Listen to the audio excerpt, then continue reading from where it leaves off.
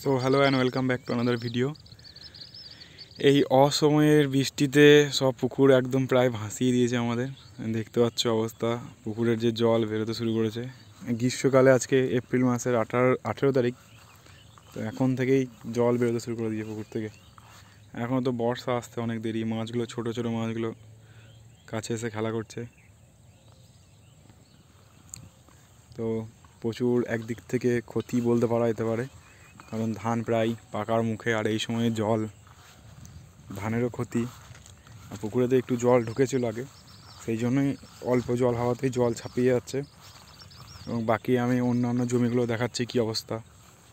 দেখছো ছোটো ছোটো মাছগুলো বর্ষাতে জল হওয়ায় ও ধারে চলে এসেছে খেলা করতে। বৃষ্টির নতুন জলে এরা খেলা করে বেড়াচ্ছে এই যে। আর এদেরকে খাওয়ার জন্য বড় যেই শোল, মাগুর, ওরাও ধারে ধারে আসছে এবং জলে ঝাপটা মেরে শিকার করছে।